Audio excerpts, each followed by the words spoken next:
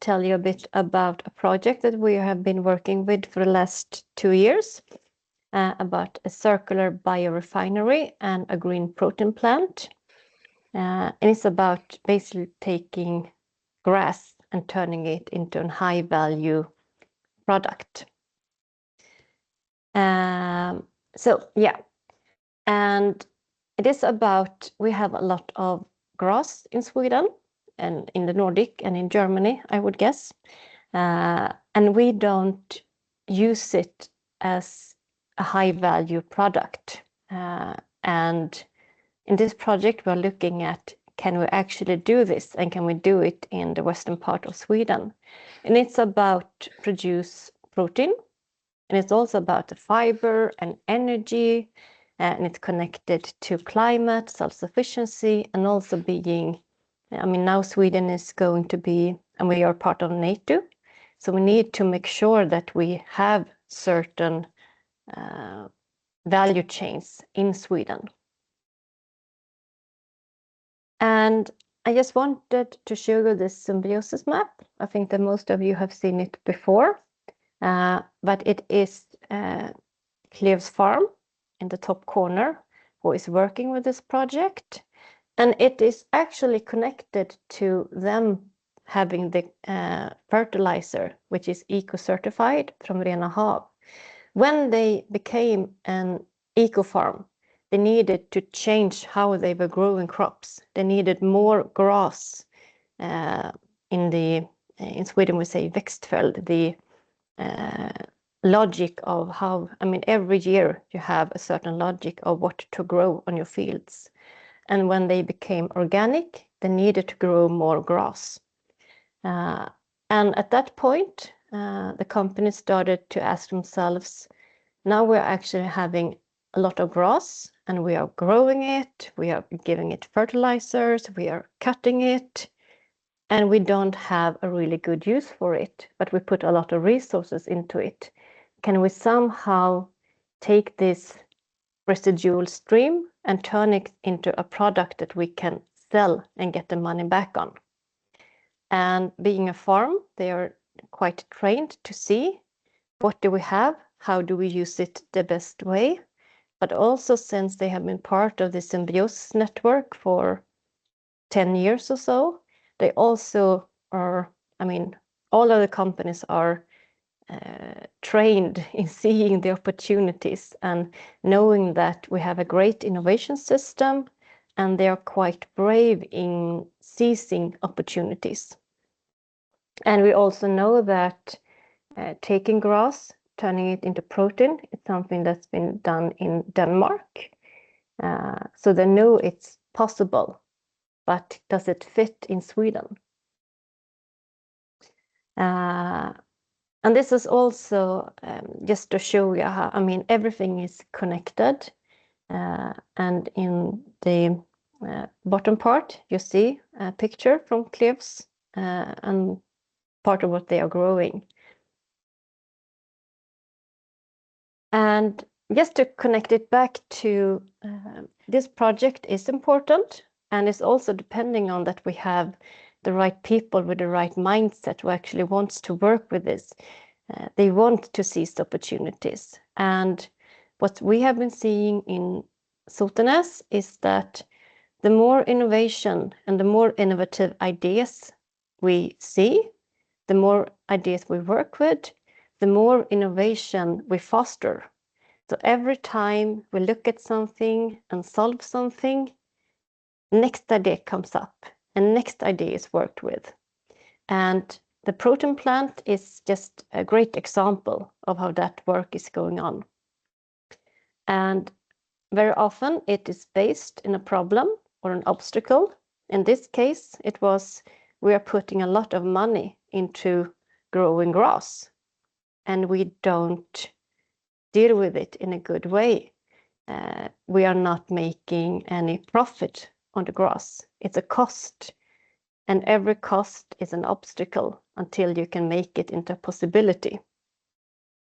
And in Sotenäs, we also learned that seeing this blue-green connection is quite important because in the society we are working in silos, and to actually show that it doesn't have to be like that has been something that the agencies and other state organizations have been quite impressed of.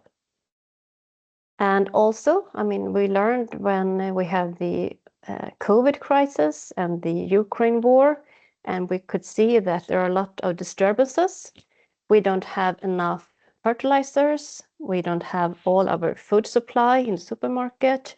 Energy is expensive. Then we learned that if we look at Sotenäs, we actually produce food, we produce energy, we produce fertilizer. We are quite resilient thanks to the symbiosis. And the more new ideas we can catch up and work with, the more resilient we become. And this is, of course, is a part of achieving the Green Deal. I sometimes talk to the companies and remind them that when they are sitting in Brussels and writing all these big, fancy, important documents, it's what they are doing that actually is part of achieving the Green Deal. They are doing the work. They are the action makers.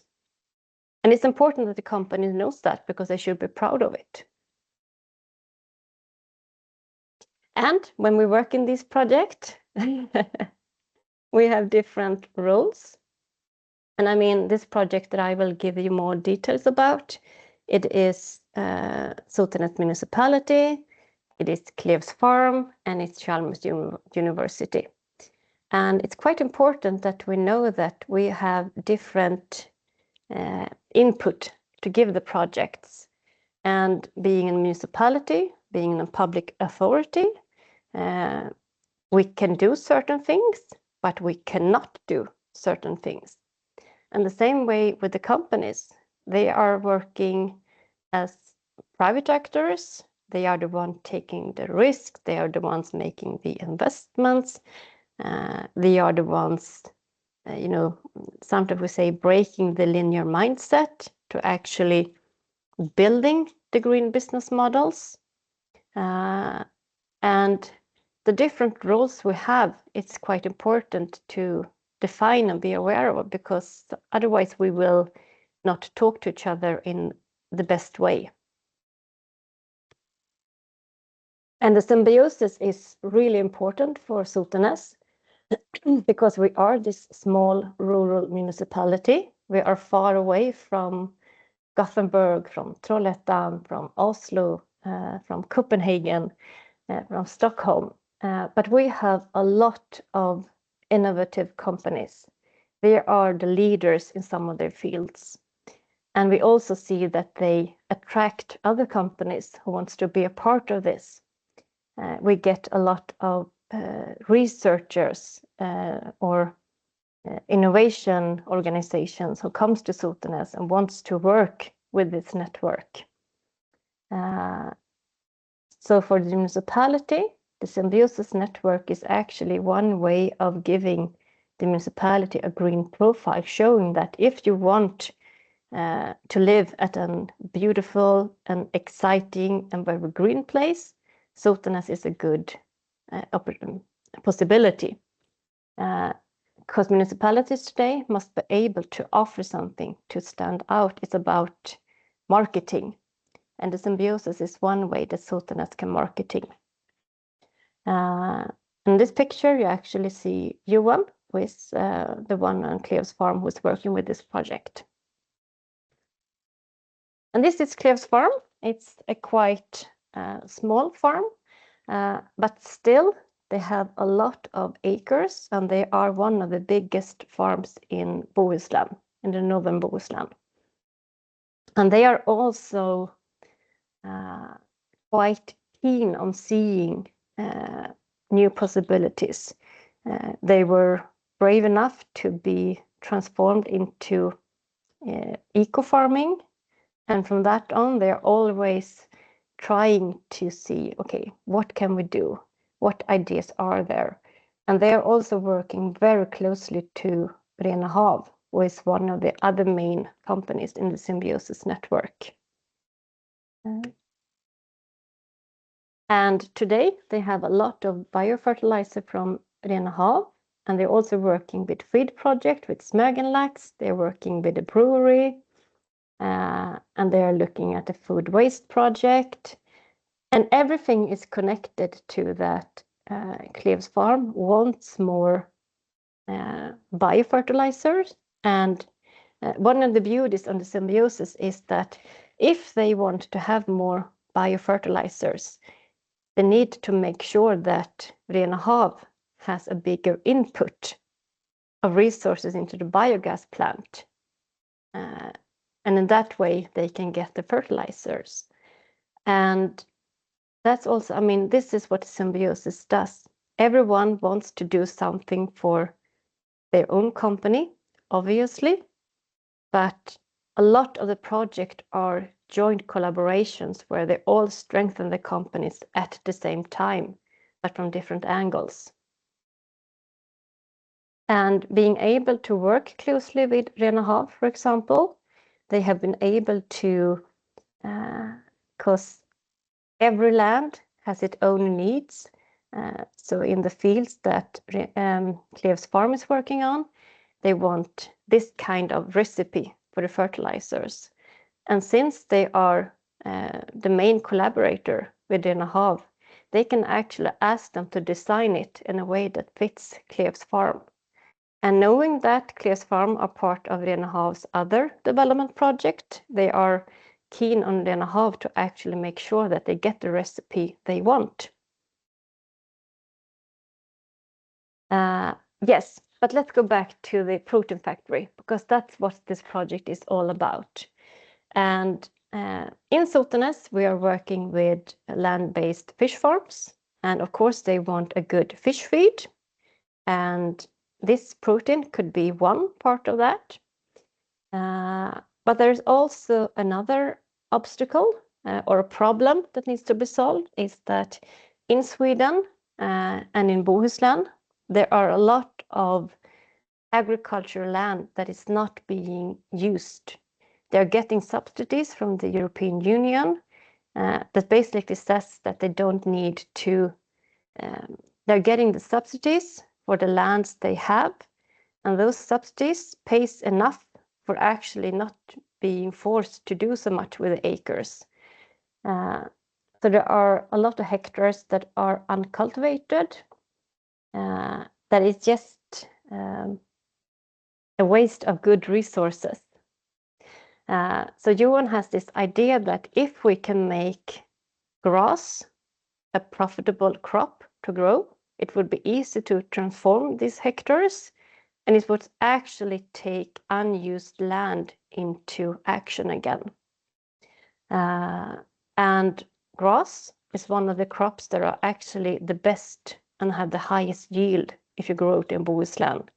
But since you don't get paid for it, you don't do it. You grow other crops instead, like wheat, for example. And in Bohuslän, we have a lot of clay, for example.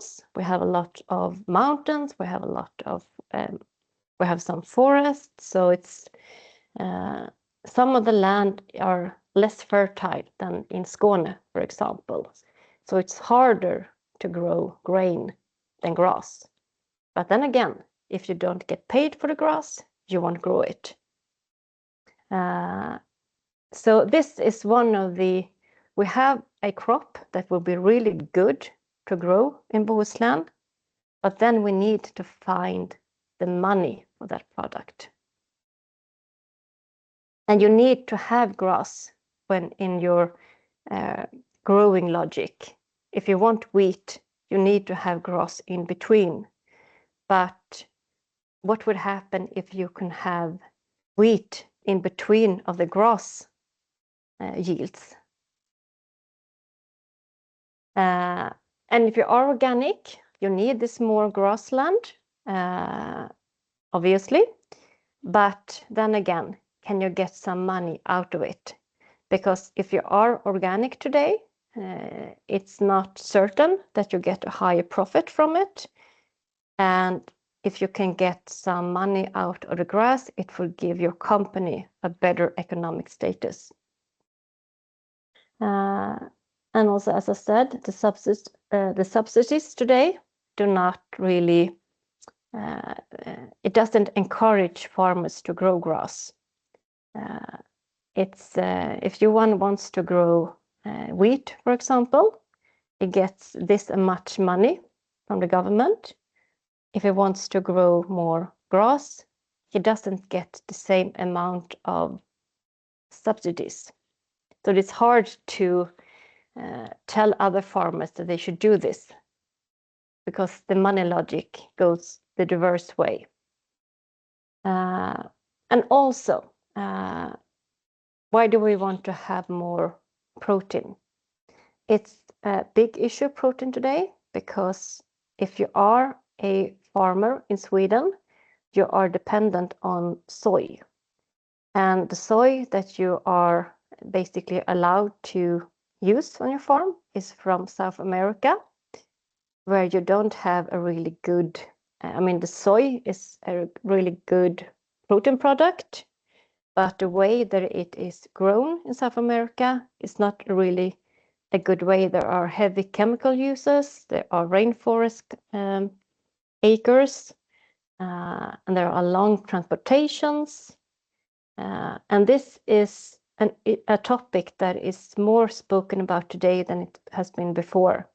Because if you want to produce the very best salmon that is really sustainable, is it sustainable if you don't have a sustainable feed? No, it's not. And it doesn't really matter if it's salmon, if it's pig, if it's chickens. If you want to be sustainable, you need to be sustainable in all steps. And feed is a very important step. And also, if you want to have a biorefinery where you produce protein from grass, you will have a great opportunity to integrate it with a biogas production. At Kleos Farm, they also have a biochar plant that they connected to. And in this project, we've been working with the Green Valley project and also been looking at the Danish example. And in the project, we have also found some other places that they are trying to do this, but it's also in the very beginning. And it's not easy to finding a new protein to replace something that we are quite comfortable with. Soy has been around for decades. We know that it's a good protein. We know what it does to the animal. And to exchange that, it's not, we need to make sure and ensure the ones who are buying it that this is a good protein. But of course, a chicken has a different need than a pig. And a salmon is very picky. So they're even harder. And different animals and species wants different recipes for it. And then, of course, we also come back to what can we grow in Sweden. In Denmark, we have this Biorefinery, a company that are doing this. They have a different kind of soil in Denmark, so they can grow a specific type of grass that will probably be hard to grow in Bohuslän because we have more clay. But then again, what can we grow that still fits as a good protein to the different kind of species? And of course, when it comes to being a farmer and being an expert on different, the structure, the size of plants, the distances, the harvesting system, the seed mixtures, what is available, what you need to order. The financial calculation is, I have been quite impressed of how complex it is, because it's about logistics, it's about what you can grow, how many times can you harvest it. Can you harvest it with lighter machines that doesn't take that much fuel into action?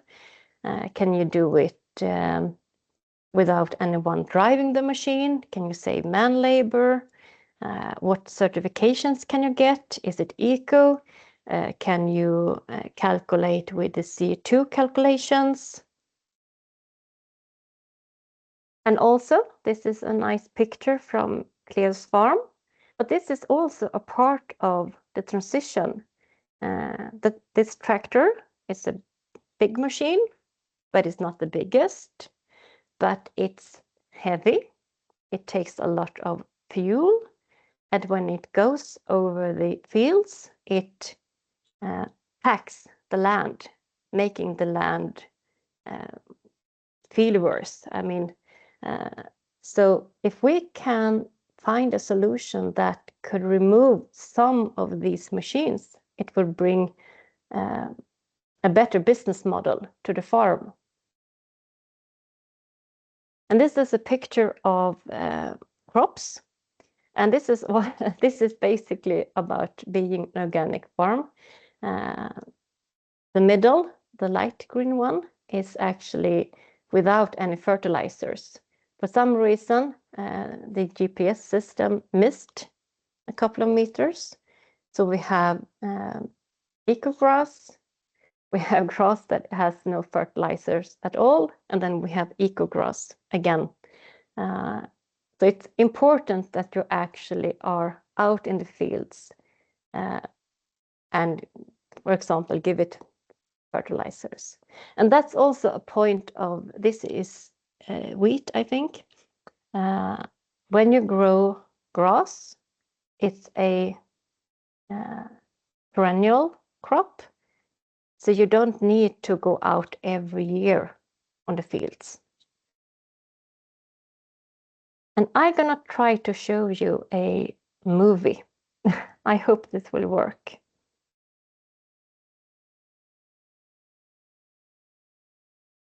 Can you see it? Yes, we can see it, but not here. Okay. And I think.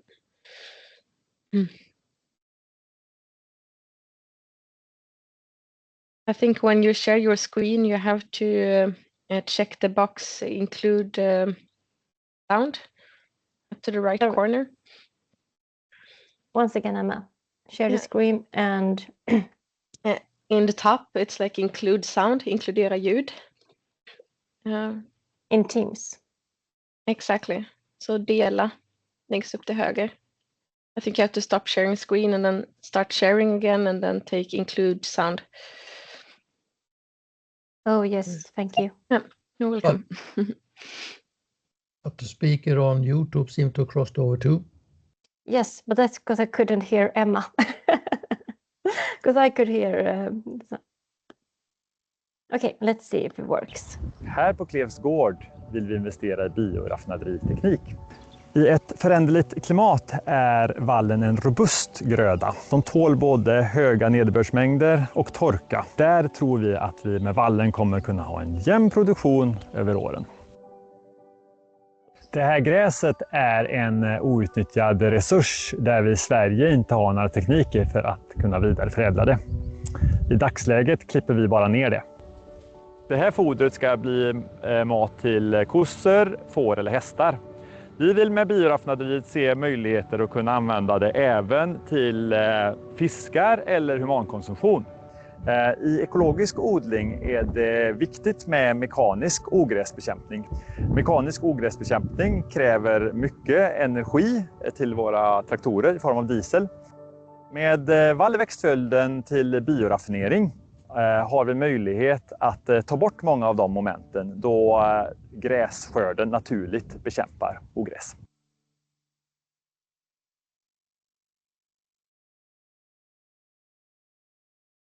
Yeah, I just got... Oh, sorry.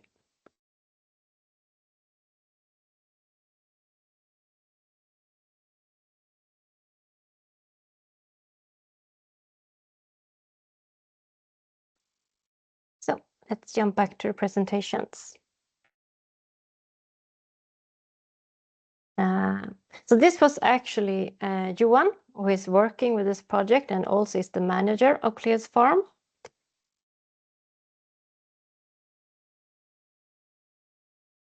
And when you want to do this, Clear's farm is working in the symbiosis network, and this I think is getting more and more important in everything we do.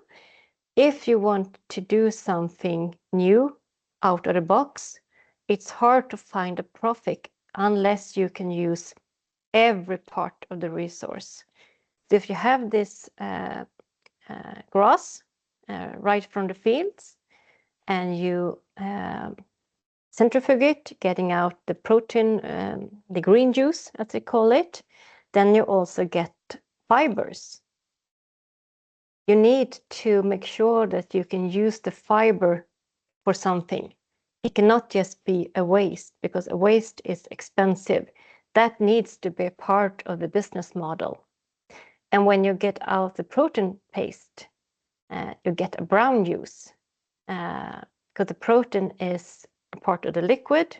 And when you take out the protein, you get a liquid that have some protein, but it's basically water with a lot of other different nutritions. What can you do with that? That also need to be a part of the business model. And then you get the protein powder, which of course is the product you want to sell. And then you get heat, you have steam. And to get to the protein that you can sell out to a customer, you also need to make money from the fiber, the brown juice, the heat. Because if you can't do that, if you work in a more linear model, it's probably too expensive for it to work. So everything needs to be included. And this is one example of that this is important. But I have heard this logic in a lot of different new models and industries. And this is a picture from an existing protein plant where you can see that it's you have the grass and the clover, and then you cut it down, you centrifuge it, you get this green juice, you get protein, you get fiber, you get the brown juice, and nowadays you even have this. So this is a green protein. It has high values, but it still tastes like grass, which means not everyone will eat it. The technique today, if you are using the biorefinery to the next step, the next level, you can get a white protein where all of this like grass flavor is gone. But then, of course, is a more industrial steps included in it. So it's more complicated. And we have this project. It's funded by the Swedish Board of Agriculture, because it is important that we can have a national good protein source. But it's also important that we can have, I mean, in Sweden, we have encouraged a lot of farmers to be ecological. And if they can get the sustainable business model for it, they cannot stay organic. Then they need to go back to regular farming. And in this project, we're looking at, can this be done in Sotenäs and in Bohuslän? Is it possible? We know that it is possible in Denmark, but does it work with our circumstances? And this project ends next month. And going back to sustainability, because it's if Clear's farm can apply this technique, they of course get a better business model for the farm, but it's also about reducing transportations, reducing tillage, that you don't need to go out on the fields as often. the weed control that Johan was talking about. It's energy, it's manpower, and then again, the land. If we go out and we plow the land, we open up the soil, so to speak, we release a lot of carbon. If we can have grass that catches carbon from the air, it binds it to the ground until the next time we cultivate the land. So if we don't have to cultivate it as much, we can actually tie carbon to the soil. And then we have, of course, the more we need to cultivate the land, the more manure we need, the more compactation of the land we create. And as I said before, we need to find a substitute for soy, because soy is not a sustainable solution the way it is today. And then again, it's connected to biogas, it's connected to fiber, and it could possibly be a piece of the puzzle to get away from fossil fuels, for example. And it's about getting more crop yields when you grow crop. Get money out of the grass when you grow grass. Not use as much fertilizers, reduces CO2 footprints. Weed is a big issue. When you are organic, you cannot go out with chemicals. So you need to go out with your machines, which is expensive. It's about phosphorus. It's about having a better soil health. The soil, if you are a farmer, you want the soil to be as good as possible. And if you can save the land and not going over with machines as much, you get a better soil and you get a more sustainable farming. And these are some of my reflections working with this project, that the potential is huge, but it's not easy being the front runner. In this case, Cleo's Farm is being the front runner, and we are trying to help them find the answers, but no one sits on all the answers. We cannot go to one researcher or one company or one consultancy firm and ask, what do we need to have? It's about 20 people in different organizations, all have small pieces of information that we need to put together. And you need to have, since they are the first one in Sweden on a farm level to look at this, they have no competition. So if they can make this work, they can probably it's a huge business potential. But then again, they are very alone. And for us to work in this public-private partnership, and this is a project that is similar to other projects we have.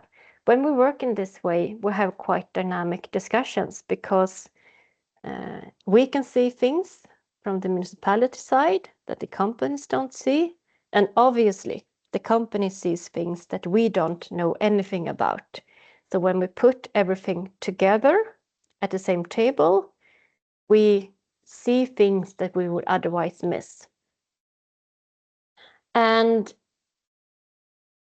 it's not easy to take something that is quite low value and turn it into high value, because it demands a new way of looking at resources, seeing and seizing the opportunities. And this is something I think the Symbiosis Network and the most active companies are quite good at. But I'm always quite impressed that they catch the opportunities. But they are also facing a lot of obstacles. And also going back to the circular business models, they are dependent on you can work with all the residual streams. You cannot just take the grass and turn it into protein and sell it and you're fine, because that won't work. You need to connect everything.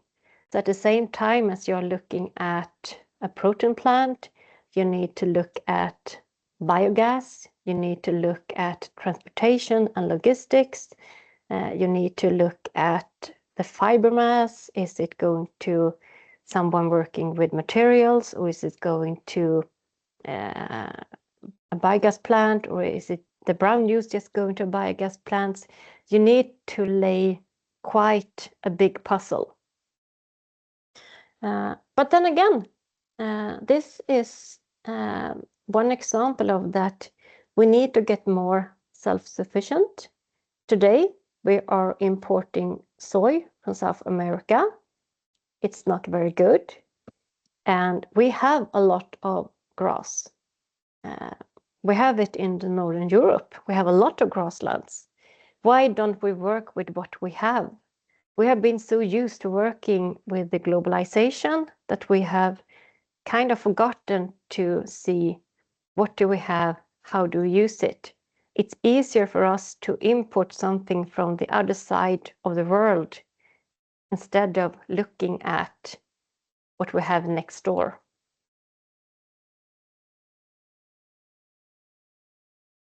Yeah.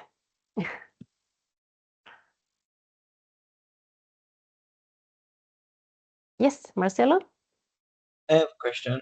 I feel like there's potential for expanding this, and yeah, thank you for the presentation. For expanding this whole like fiber pulp production part with mushrooms. Like, have you discussed? And I also learned a while ago that mushrooms have, since they are like, you know, somewhere in between plant and human, or like plant and animal, they have another like protein setup, which is which they've been experimenting on, which might be easier to create fish feed from as well. And you also have that like vapor and the brown juice, which could have like nutrient, I guess, to the fiber pulp. So you kind of have like the ingredients to expand on that, and then the stuff that's created from the mushrooms, which would be like, I guess, gourmet mushrooms, which is refining the product, which creates a more expensive product, could then also like the residue or the waste products from the mushroom farm, which potentially would be like the substrate that it's growing on, is actually very good for soil health. So you can use it as a mixture into so creating like a good soil, and also whatever, you know, waste product there is from the mushroom could be put into that biorefinery as well. And on top of that, also with fiber pulp and with mushrooms, you don't only need to create food from it, but you can also create furniture and other products like this leather, mushroom leather, and just like a bunch of things that you can do with that, actually, to kind of increase the value of this waste product, kind of, and also extend the steps on what you're doing with this as a whole. And that's also creating more food, in a sense. Do you have a good contact to a mushroom company? Yes and no. They're not doing very well from what I heard last time, but it's Mykorrhiza in Gothenburg. Yeah. Because I mean, that's what sounds interesting. I think the only problem is that it's complicated enough for Clear's Farm to see how they can get this plant going. So and how to integrate it with the existing biogas. So include, and that's part of the also symbiosis, that sometimes you need to find a new company that can take a Yes. piece of the cake Yeah. and do some of the work. But yeah, Yeah. that's I don't think And they have seen mushroom as a possibility. They were talking about fiber for textile, Yeah. having contact with Vargen Innovation. They have been, since they are a farm company, they are connected to forestry Yeah. organization and like paper Yeah. mass. But this was new with the mushroom. Yeah, Thank you. because I always try to look at it like, how does it look in nature, and how can you how do the natural processes usually work with what is the waste in nature? And usually it's not waste there. It's usually just Yeah. creating something new. And also, I think that has potential in Sweden as well, because we don't really have that fear of mushrooms like in other countries. We are like quite willing to eat it also, because that's the other complex question, as you were talking about with grass, like who wants to eat that? And the same goes for if you create mushrooms, who wants to eat that? Because in some countries they're not willing to touch it, but here we're very excited Yeah. every autumn. So yeah, but I leave Yeah. room for the rest to Yeah. talk. Let's see, Jens. Sound on. Stina, right now you have to be a little bit careful about using Denmark as a good example on ecological farming, because the ecological farming is closing now. Some of them is closing totally and others are going to be conventional. And as I see it, but I'm not an expert in this area, it's also a question about how our government are using the EU money for funding different kind of farming. I'm not an expert, but be very careful by using Denmark, because somebody will say to you, why do you use them as a good example of ecological farming when they are closing? Yeah, and maybe I wasn't clear that because I don't think that Biorefinery is actually connected to organic farming. It's more that Okay. Denmark is the great example with actually having this kind of protein industry from the grass.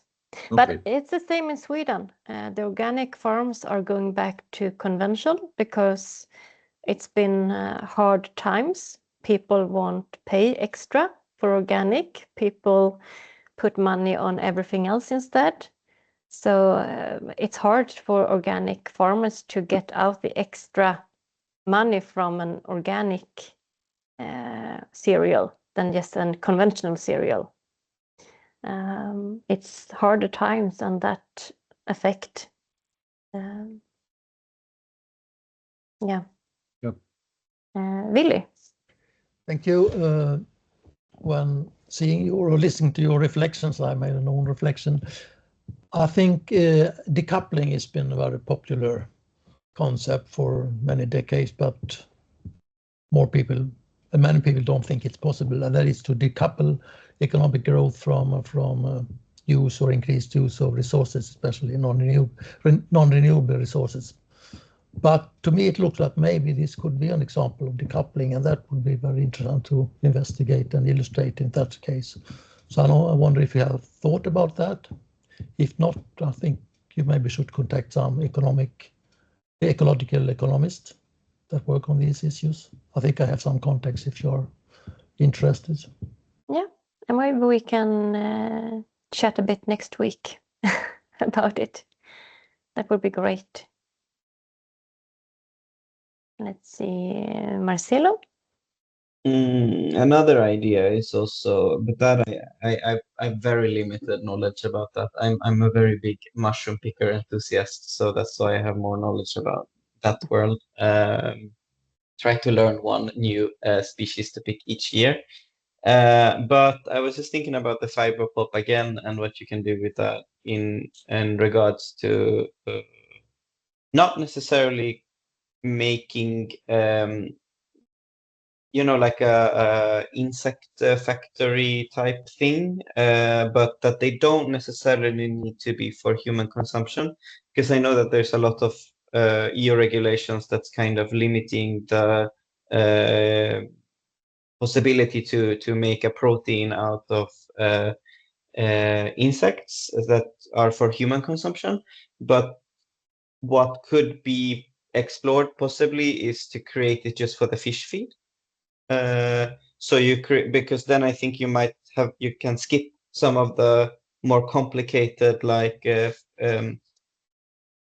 human consumption, food health type issues, because in that regard, I guess the fish, it doesn't need the same strict rules, and insects are for sure gonna work for the fish, I'm assuming.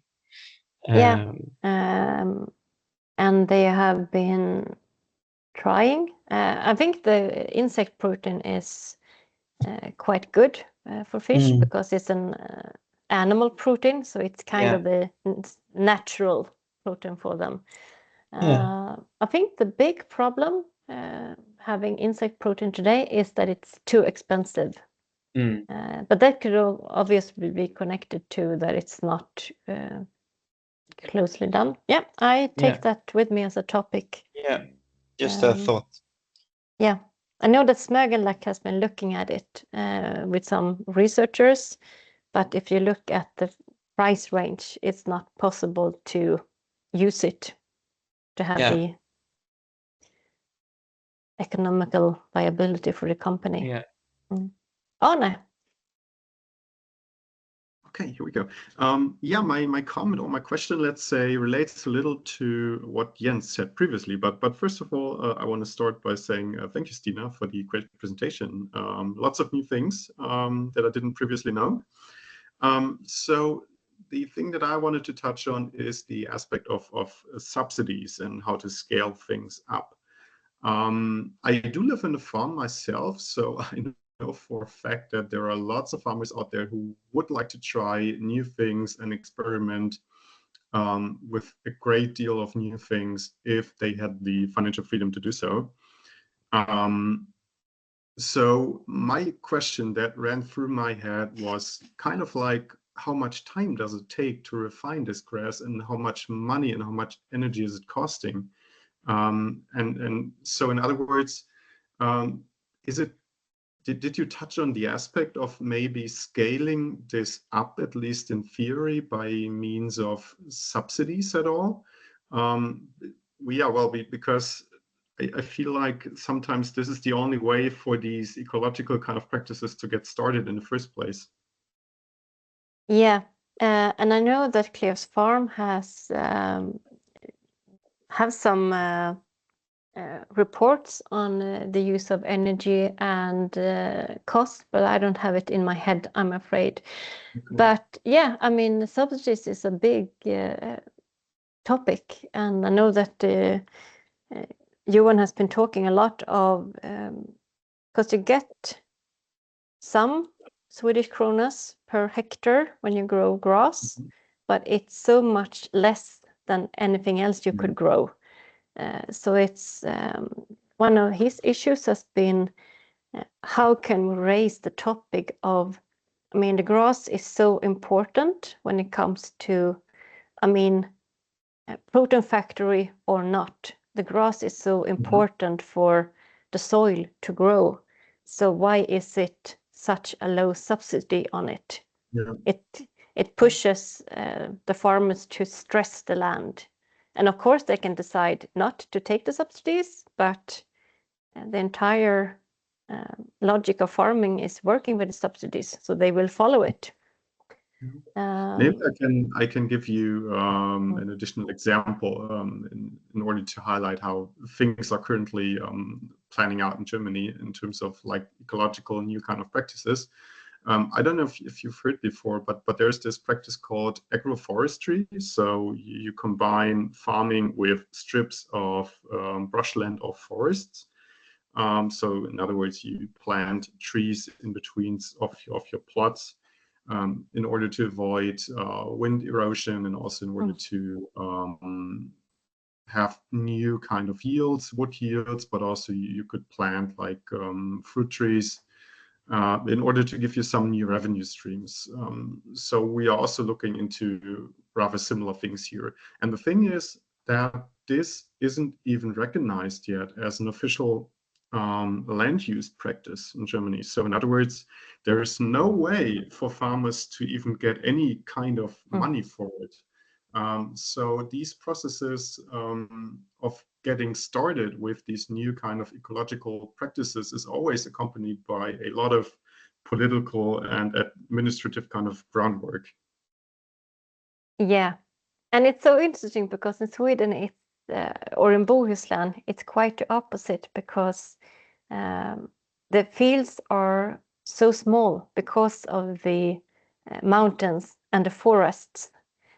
So you're trying to have as less tree as possible around your fields, because it gets, since also machines are getting bigger and bigger, it's you need a bigger radio to turn around and so on. But as you said, I mean, working with, because around the fields, there are, of course, trees and forest and this like young trees.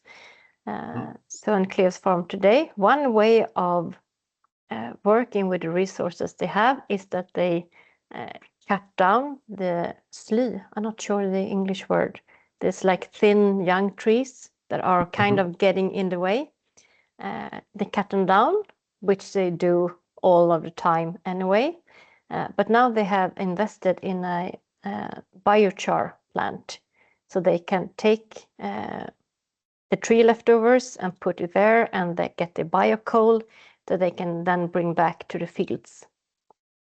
And have a lot of, it takes a lot of energy to make biochar, but then again, you also get a lot of energy that you can heat the farm, for example, and connect to the protein plant, potentially. I have to leave now because I have another meeting, 10 o'clock. So it has been interesting and very good and very fine presentation, Stina. Thank you for that. See you next week. Yeah. Bye. See you. Bye-bye. So let's see. I have a lot of. Is it Michael? I can't hear you.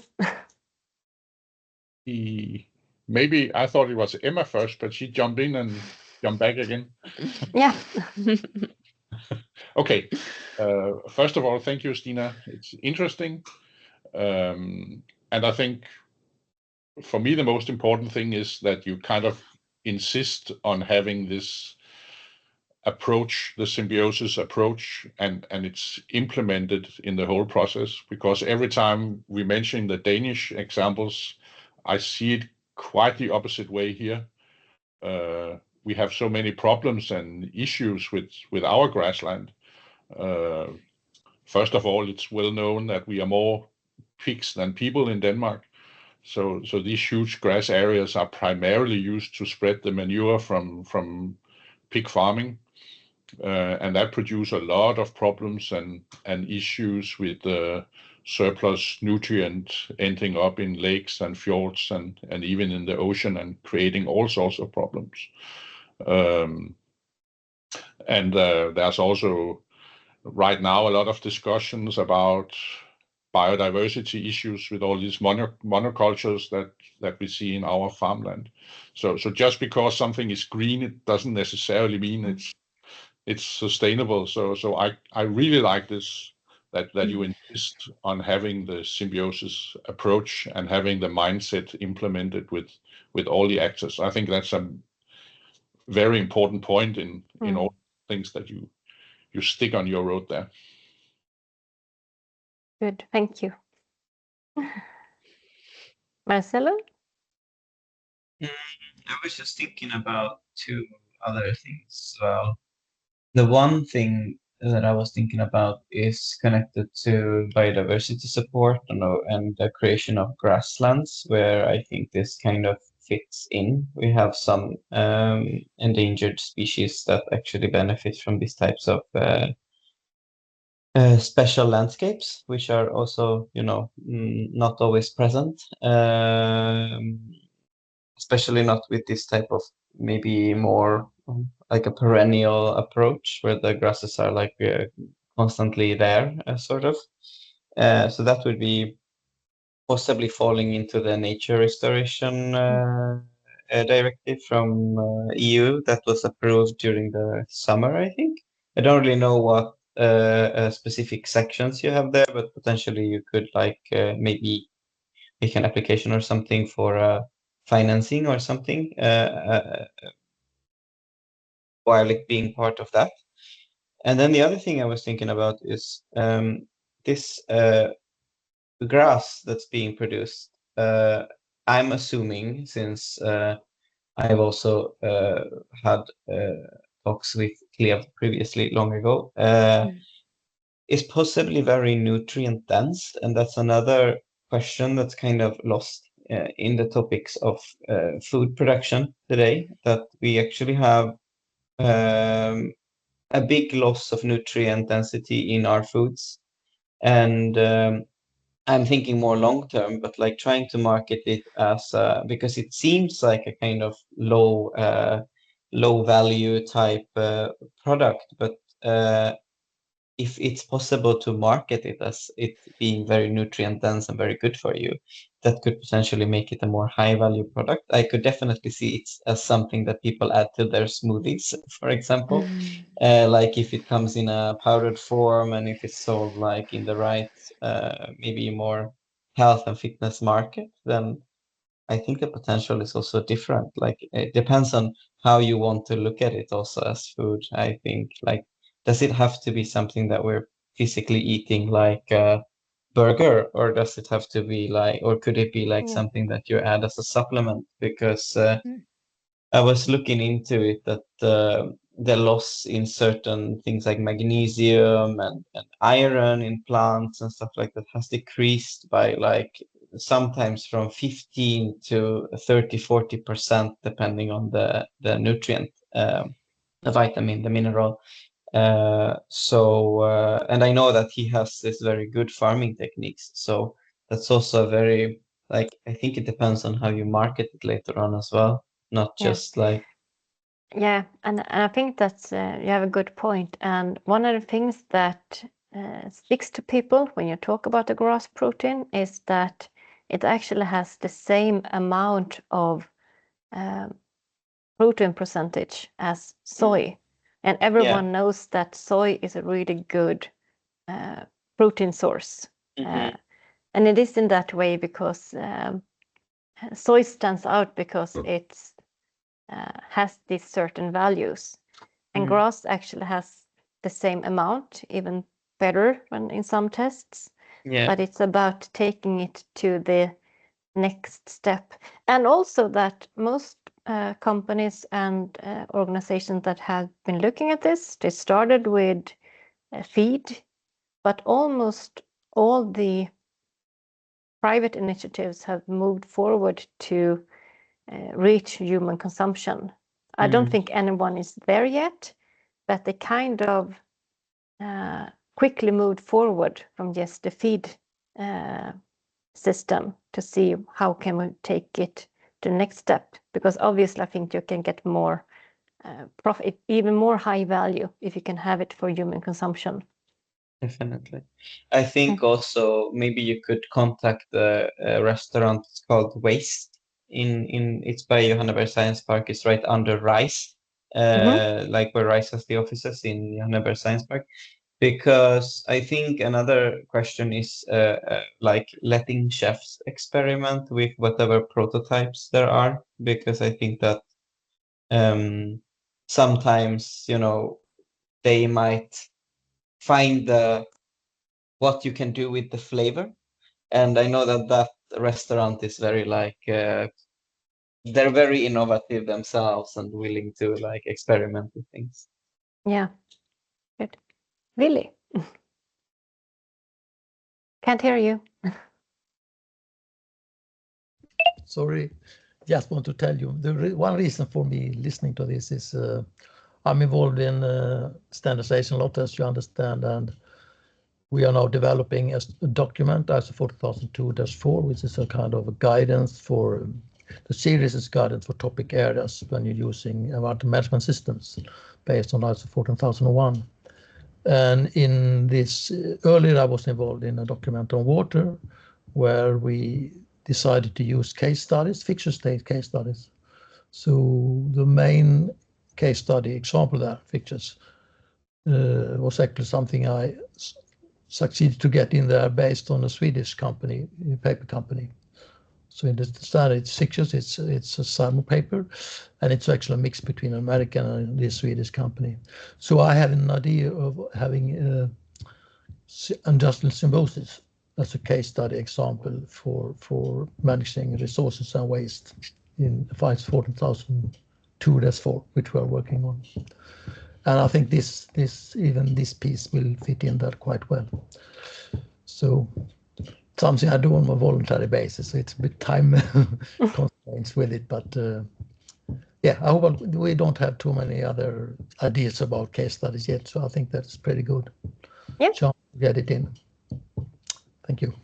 Yeah. And Emma. Yes, so thank you for the presentation, Stina, and for all good discussions. I really learned a lot. I just wonder, like, where do you stand in the process at the moment? Like, what has been done and what is the next step to establish this grass protein factory, so to say, or biorefinery? Yeah, everything is being wrapped up right now, and this is a great project in the sense that we have about 5 weeks left, and a lot of things are still going on and being summarized. But a lot of figures and numbers are being collected right now at Cleve's farm, and I think that the vision is to have the business case wrapped up, and if the numbers add up, they would like to start something like in 2 years. They would like to actually start building something. Oh, they haven't great. decided to do it, but if the numbers are allowing it, I mean, everything needs to have a green profit number at the end, because otherwise it's not doable for a private company. But if everything just points in the right direction, they would like to start building quite soon, because they are the front runner, and that's also part of the idea that they want to be the first one on the train in Sweden to do this. Yeah, of course. But that's great to hear. It's such an interesting project and thing you're working on. Yes. Great. I will stop recording.